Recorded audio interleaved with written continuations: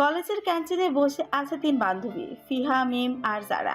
দুপুরে break time, চারিপাশে কোলাহল, হাসি আড্ডায় ভরে আছে পরিবেশ। কিন্তু মিম আজ চুপচাপ, চোখে একরকম অস্থিরতা। ফিহা আর জারা দুজনেই সেটা খেয়াল করলো। তারা দুজনেই মিমের দিকে তাকিয়ে রইল প্রশ্ন ভরা চোখে। অবশেষে জারা বলল, কি হয়েছে তোর? কি ভাবছিস এমন করে? হ্যাঁ, তুই রাশিদ ভাইকে দেখলেই চুপ হয়ে যাস কেন? ওর দিকে বারবার তাকাস, লক্ষ্য করছি কিছুদিন ধরে।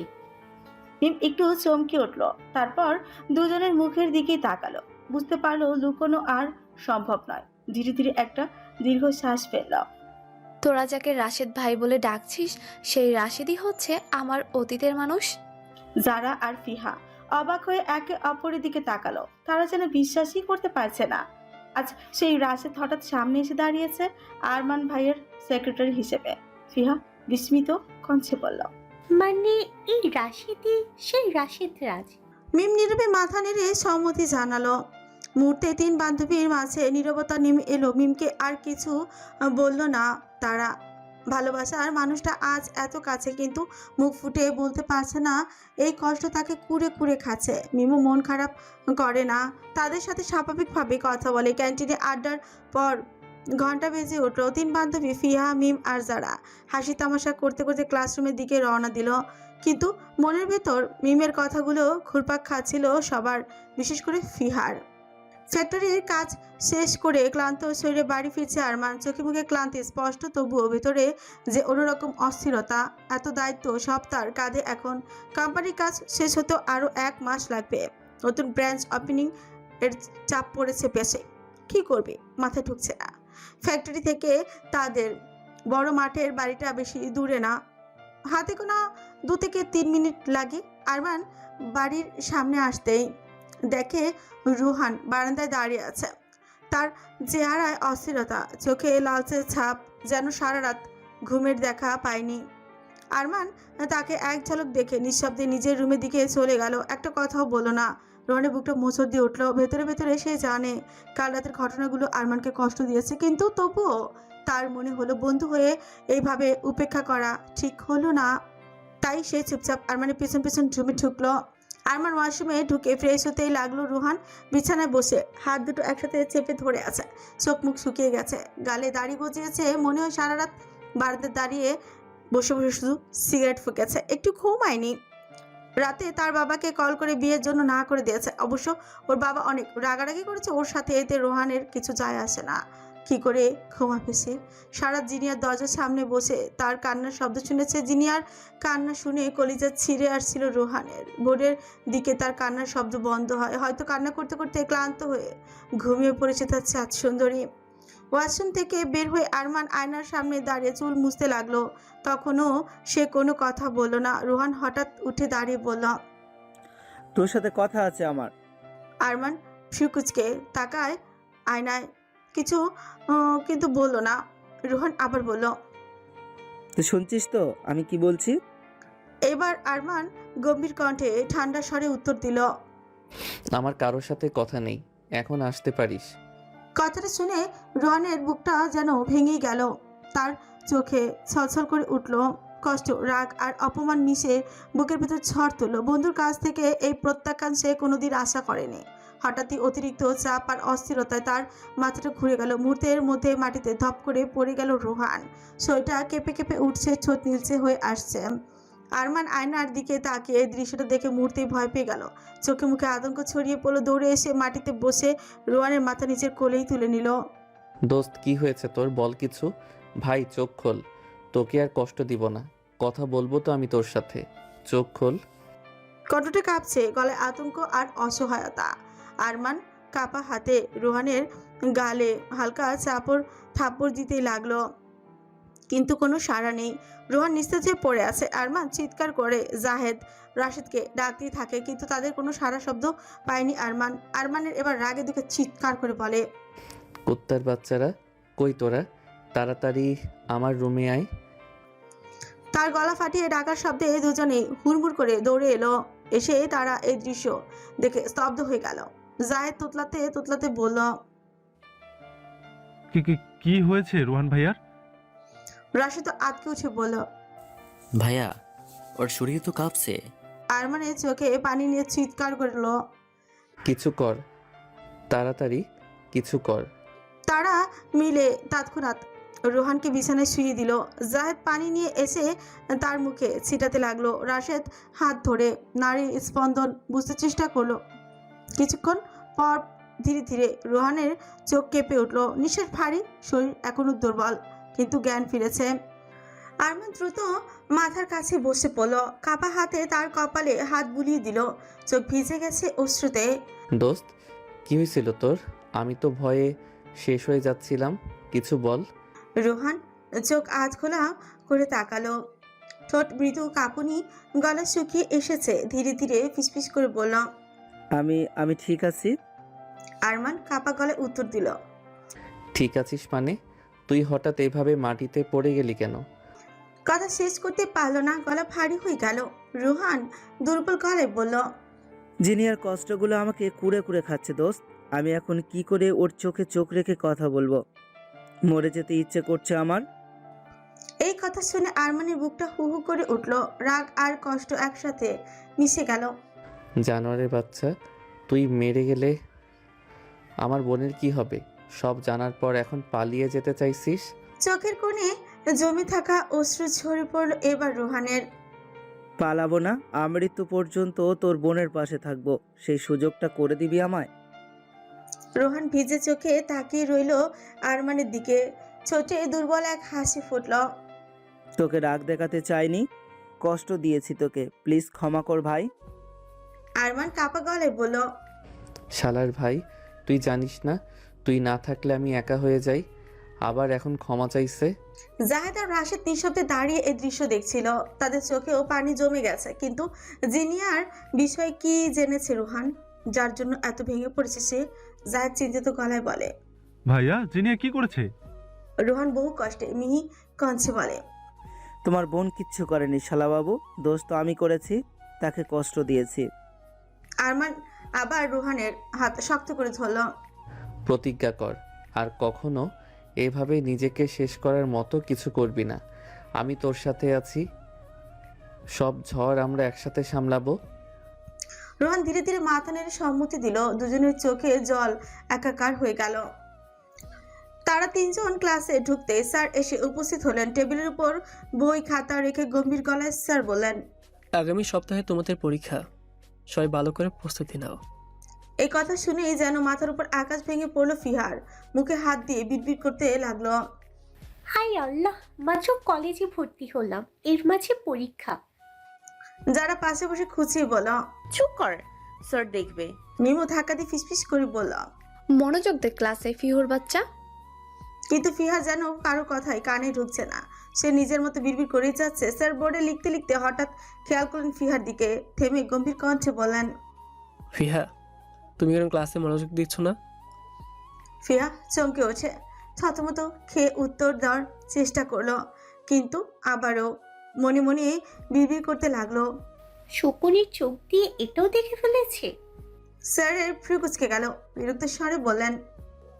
দাঁড়াও, তুমি দাঁড়িয়ে থাকবে ক্লাসের বাকি সময়টা। পুরো ক্লাসে হাসি চাপতে না পেরে ফিসফিস করতে লাগলো।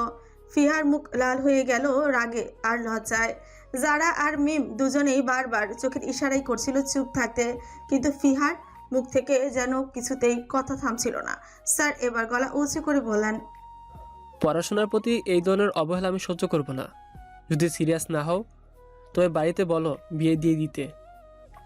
ফিহা দাঁড়িয়ে দাঁড়িয়ে মুখ বাঁকিয়ে আবারও ছোট্ট স্বরে বিড়বিড় করলো। এবার পুরো ক্লাস হাসিতে ফেটে পড়ল। স্যার রেগে গিয়ে ফিহাকে দাঁড় করালেন। ক্লাসে একেবারে চুপচাপ, সবাই অপেক্ষায় আছে এবার কি হয়। স্যার গম্ভীর গলায় বললেন। ফিহা, তুমি এতক্ষণ কি বিড়বিড় করছিলে? ফিহা ঠোঁট কামড়ে একটু ভেবে নিয়ে বলল। স্যার, আমি আসলে আল্লাহর কাছে প্রার্থনা করছিলাম যেন পরীক্ষা পিছিয়ে দেন। পুরো ক্লাস হো হো করে হেসে উঠল। স্যার চোখ কুচকে বললেন। বাহ, পড়াশোনা বাদ দিয়ে পরীক্ষা পিছানোর দোয়া করছো? ফিহা সরল মুখে উত্তর দিল। স্যার, এত কম সময়ে তো প্রস্তুতি নেওয়া অসম্ভব, তাই ভাবলাম আল্লাহ যদি মিরাকল করে দেন। স্যার গম্ভীর থাকার চেষ্টা করলেন, কিন্তু চোখের কোণে হাসি চের পাওয়া গেল। তবু রাগী ভাব নিয়ে বললেন, আচ্ছা, পড়াশোনা না করলে কিভাবে ভালো করবে? ফিহা মাটির দিকে তাকিয়ে বিড়বিড় করে বলল, স্যার, ভালো করার জন্যই তো প্রার্থনা করছিলাম।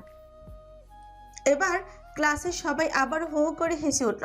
স্যার একটু নাটকীয় ভঙ্গিতে বললেন, বাহ, তাহলে আমি কাল থেকে ক্লাস পড়াবো না, শুধু দোয়া দূরত পড়াবো। পরীক্ষার খাতায় তাহলে সবাই বেশি নাম্বার পাবে। ফিহা হাত তুলে বলল, স্যার, আইডিয়াটা খারাপ না, একবার চেষ্টা করে দেখা যেতে পারে। স্যার আর নিজেকে সামলাতে পারলেন না, রেগে গেলেন ভীষণ। তারপর হালকা গলায় বললেন, আচ্ছা, তাহলে এখন গিয়ে কান ধরে ক্লাসের বাইরে দাঁড়িয়ে থাকো। মুহূর্তেই ক্লাসে হালকা হাসি ঢেউ বয়ে গেল। ফিহার মুখটা ভোতা হয়ে গেল। ধীর পায়ে বাইরে গিয়ে দরজা পাশে কান ধরে দাঁড়ালো মিম আর ফিহা। যারা একে অপরের দিকে তাকালো, বন্ধু এভাবে দাঁড়িয়ে আছে আর তারা নিশ্চুপ বসে থাকে কি করে? দুজনের মনেই অপরাধবোধ কাজ করলো। যারা সাহস করে দাঁড়িয়ে বলল, স্যার, আসলে ফিহা এমন ইচ্ছাকৃত করেনি, ও শুধু একটু ভয় পেয়েছিল পরীক্ষার কথা শুনে। মিম দ্রুত যোগ করলো, হ্যাঁ স্যার, ওর হয়ে আমরা দুঃখিত, দয়া করে ওকে আরেকটা সুযোগ দিন। স্যার কিছুক্ষণ তাদের দিকে তাকিয়ে রইলেন, চোখে মুখে বিরক্তির ছাপ। তারপর গম্ভীর গলায় বলেন, বাহ, এখন তোমরাও তার উকিল হয়ে দাঁড়িয়েছ। আচ্ছা, তাহলে শাস্তি তোমাদেরও প্রাপ্য।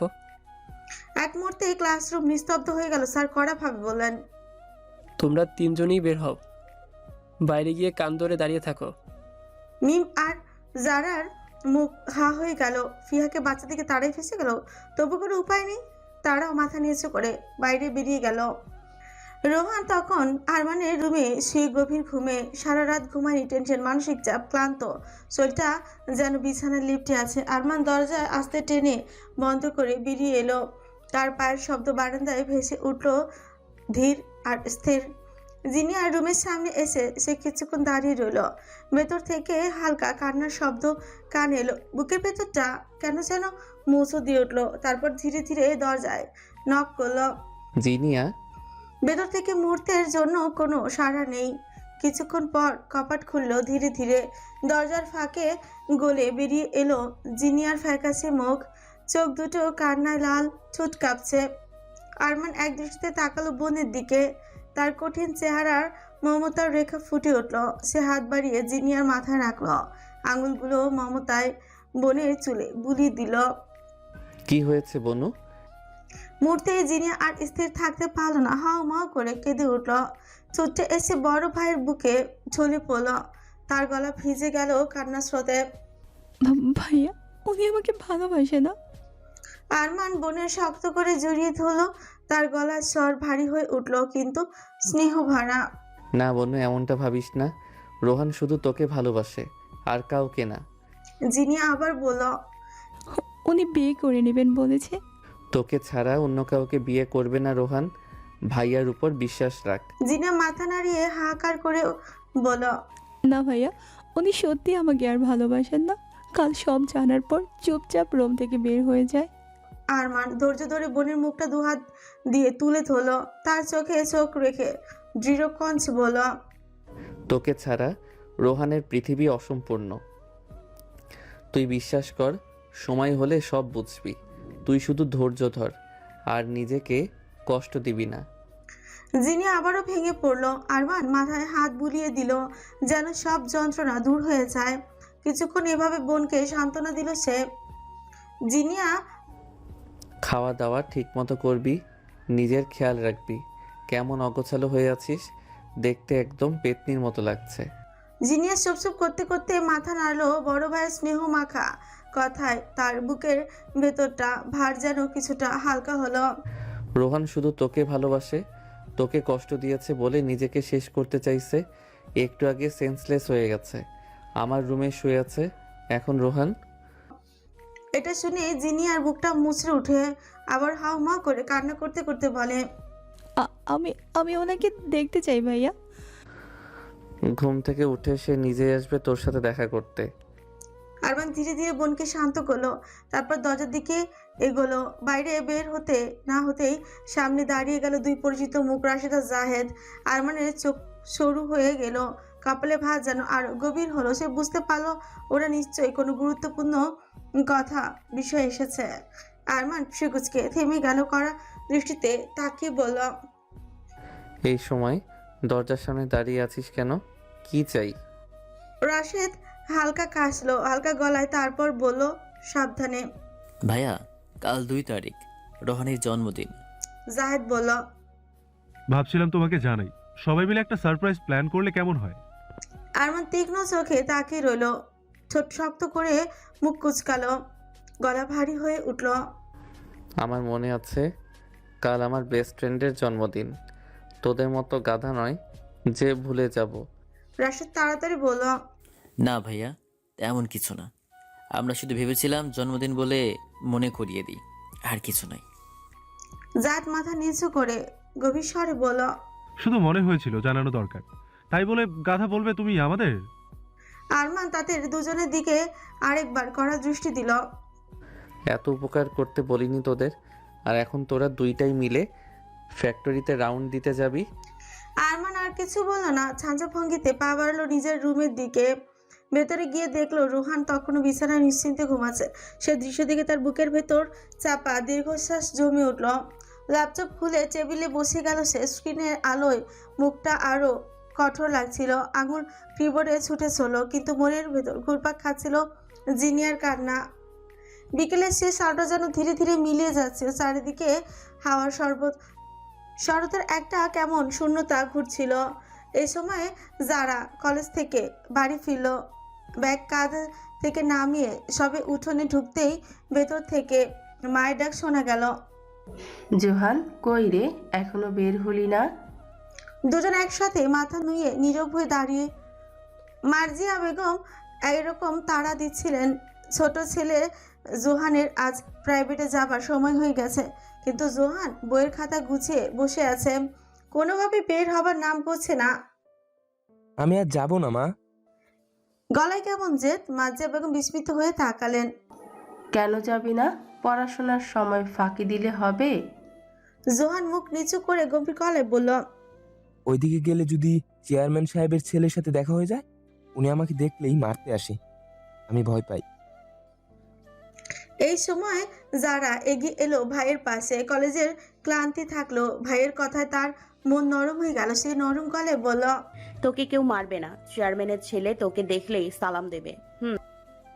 জোয়ান কিছুক্ষণ বোনের দিকে তাকিয়ে রইল। বড় বোনের কথা স্নেহ সবসময় তার এক ধরনের ভরসা জাগে। শেষে মাথা নেড়ে সম্মতি দিল।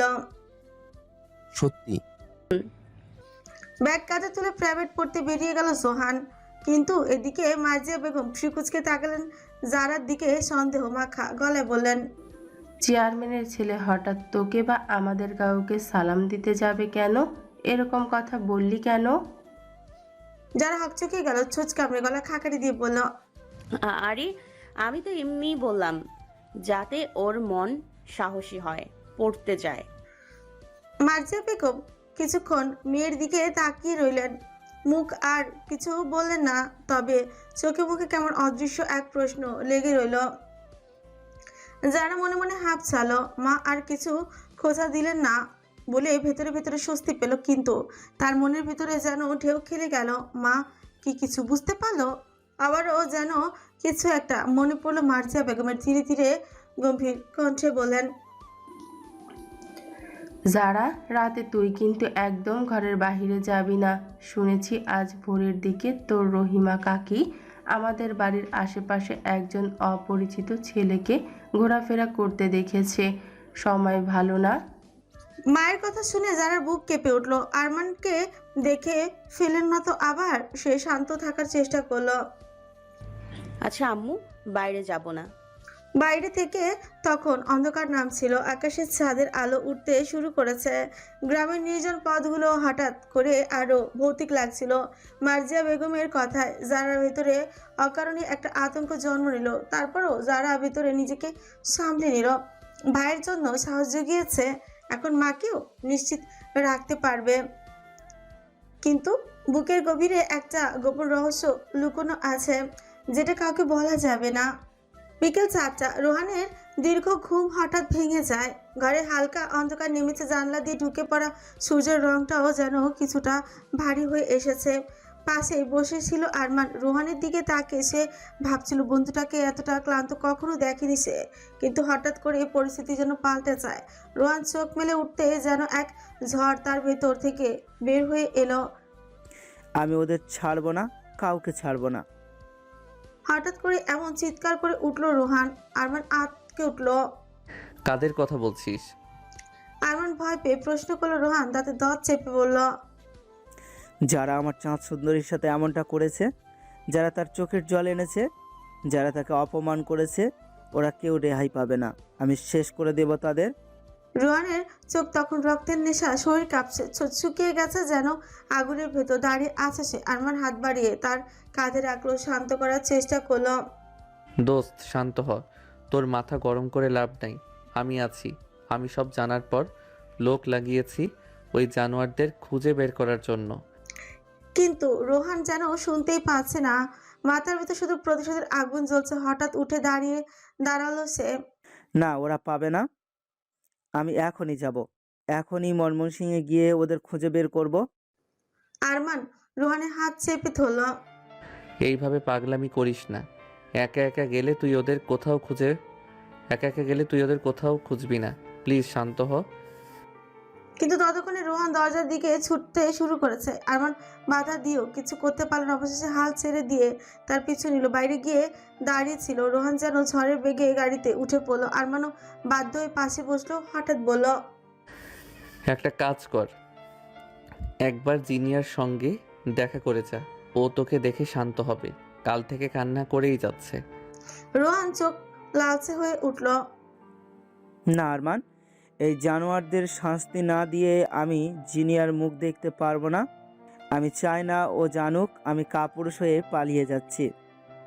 আরমান নিঃশ্বাস ফেলল। সে বুঝতে পারছিল বন্ধুকে এখন থামানো অসম্ভব, তবুও সে চেষ্টা ছাড়ল না। এরই মধ্যে সে ফোন বের করে রাশেদ আর জাহেদকেও কল দিল। শোন, আমি আর রোহান ময়মনসিংহে যাচ্ছি। তোরা জিনিয়ার দিকে খেয়াল রাখবি, ও একা যেন না থাকে। তাড়াতাড়ি ফিরে আয়। ওপাশ থেকে জাহেদ জিজ্ঞেস করলো, কিন্তু তোমরা কেন যাচ্ছ? কি হয়েছে? আরমান নীরব হয়ে গেল। কোনো উত্তর দিল না, শুধু ফোন কেটে দিল। গাড়ি স্টার্ট দেওয়ার মুহূর্তে একটা অদ্ভুত দৃশ্য ঘটলো। জিনিয়া নিজের রুম থেকে বের হয়ে এলো। দরজার সামনে দাঁড়িয়ে চোখ বড় বড় করে তাকিয়ে দেখলো রোহান মাত্র গাড়িতে উঠে যাচ্ছে। তার চেহারায় দম বন্ধ করা যন্ত্রণা।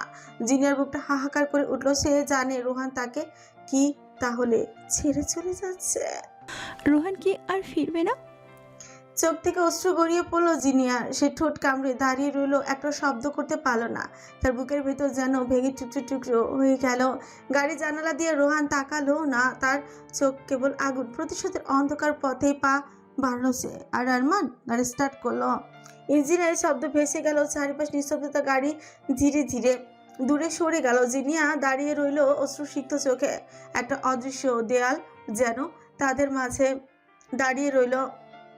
বিকেল গড়িয়ে সন্ধ্যা, চারিপাশে অন্ধকার নেমে আসছে ধীরে ধীরে। ঘড়ি কাঁটা যেন অস্বাভাবিক গতিতে ঘুরছে। এতক্ষণ ধরে আরমান তার প্রিয় মানুষটাকে কল দিয়ে যাচ্ছে, একবার নয় দুবার নয়, পুরো 219টা কল, অথচ কোনো সাড়া নেই। রাগ, কষ্ট, অভিমানের ঝড় বইছে তার ভেতরে। মনের ভেতর গমড়ে উঠে আরমান বিড়বিড় করে বলল, এই হাফ ইঞ্চির বাচ্চা, আর একটা কলও দিব না তোকে। আসলে কল করার কারণ ছিল খুব জরুরি। আরমান কিছুক্ষণ আগে ময়মনসিংহের পথে রওনা দিয়েছে। এটা না জানলে তার লক্ষ্মী বউ আবার কাটাকাটি করে চিন্তায় অস্থির হয়ে যাবে। ওদিকে যারা ছিল মায়ের ঘরে, বড় ভাই ফোন করেছিল, সে কথাতেই ব্যস্ত ছিল এতক্ষণ। হঠাৎ আলতো করে মায়ের ঘর থেকে বের হয়ে নিজের রুমে এসে মোবাইলটা হাতে নিয়ে চোখ বড় বড় করে তাকিয়ে রইল। স্ক্রিনে ভেসে উঠেছে এক অদ্ভুত সংখ্যা। আরমান তাকে 219টা মিসড কল করেছে। আজকে উঠে যারা ফিসফিস করে বলল, হায় আল্লাহ, এতগুলো কল, আমি এখন কি করি?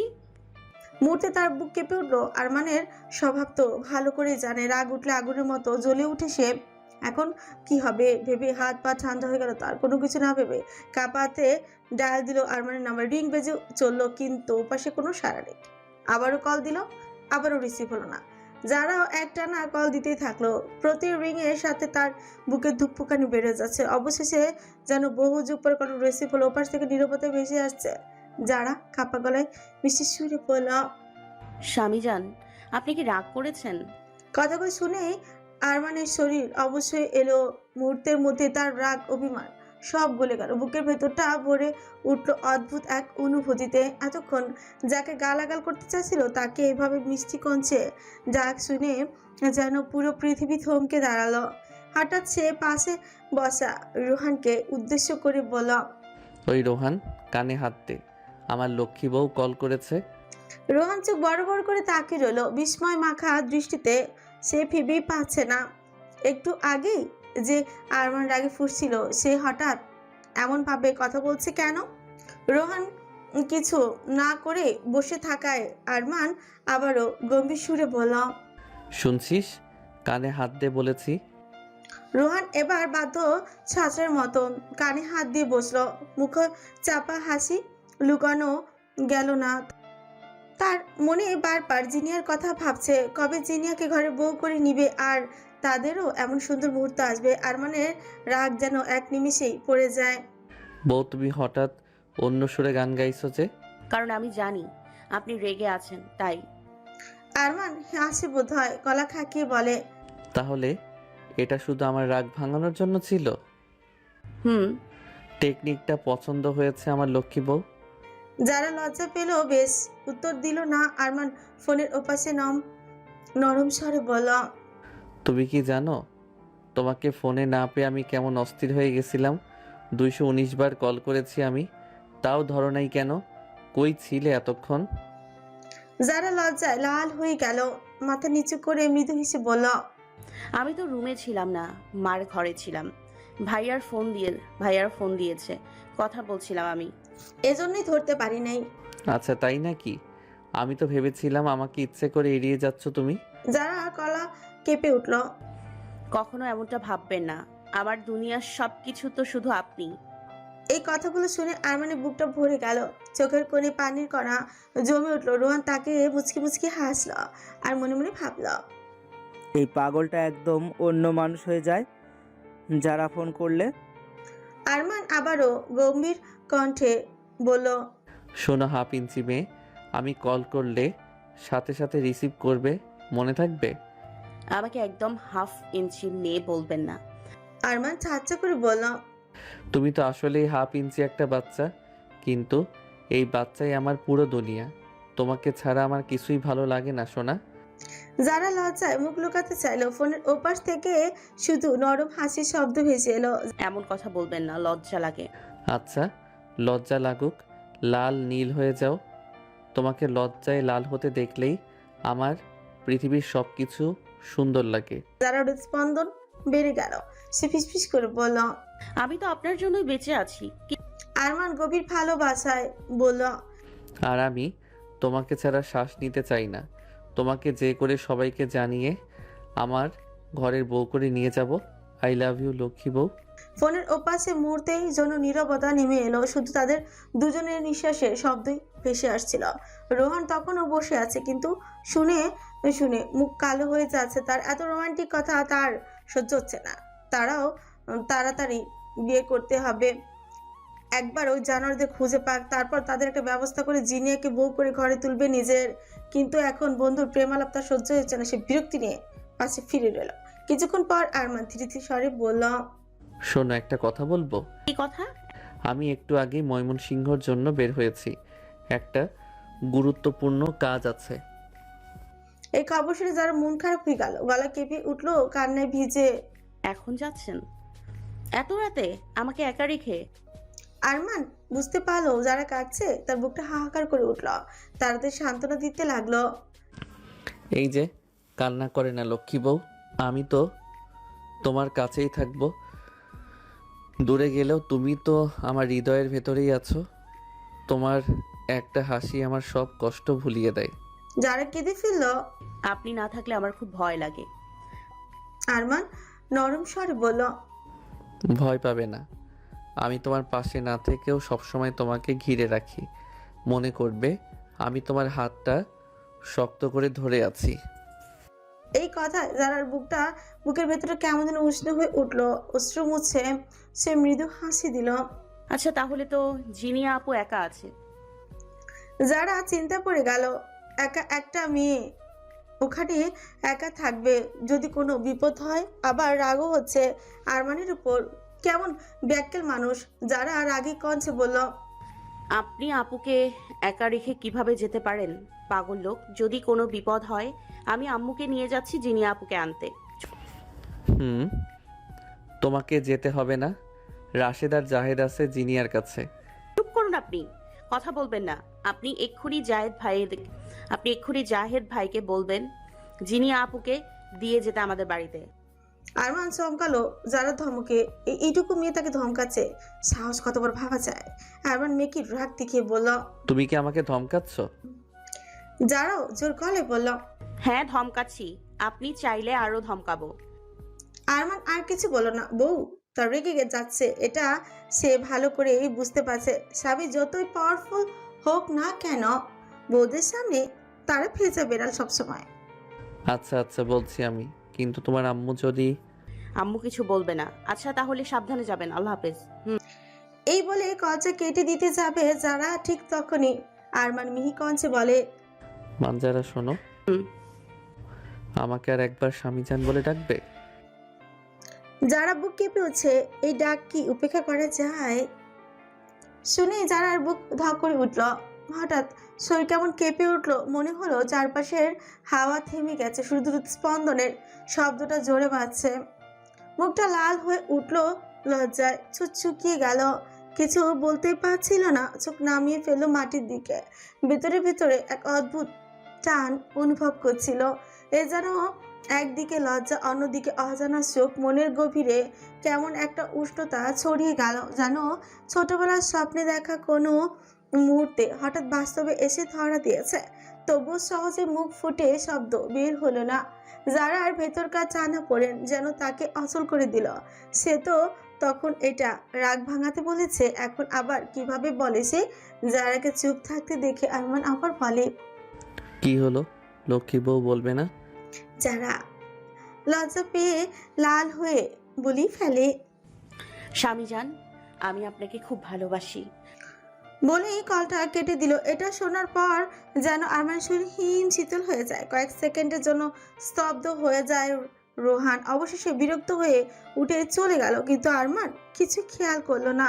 রোহানের বিরক্তির মাত্রা বেড়ে যায়। আরমানের কান থেকে মোবাইলটা টেনে নিয়ে নেয়। তার খুব হিংসে হচ্ছে তাদের প্রেম করতে দেখে। রাতের অন্ধকার আলো তখন ম্লান হয়ে আসছে। ঘরের ভেতর হালকা অন্ধকার নেমে এসেছে। যারা নিজের রুমে বসেছিল অনেকক্ষণ ধরে, কিন্তু মনটা শান্ত হচ্ছে না। বারবার মনে হচ্ছে আম্মুকে বিষয়টা বলা দরকার, কিন্তু কিভাবে বলবে সেটাই বুঝতে পারছে না। বারবার দরজা পর্যন্ত এসে ফিরে যাচ্ছে, আবার বসছে। অবশেষে সাহস সঞ্চয় করে দরজাটা ঠেলে বের হলো। করিডোরে পেরিয়ে মায়ের ঘরের দিকে এগোতেই বুকের ভেতরটা কেমন যেন অস্থির শুরু করলো। মায়ের ঘরে ঢুকতেই থমকে গেল, দাঁড়ালো। মার্জিয়া বেগম বিছানায় বসে চুপচাপ কাপড় ভাঁজ করছিলেন। মেয়ের মুখভঙ্গি দেখেই তিনি আঁচ করেছিলেন কিছু একটা সমস্যা আছে। গম্ভীর চোখে তাকিয়ে বললেন,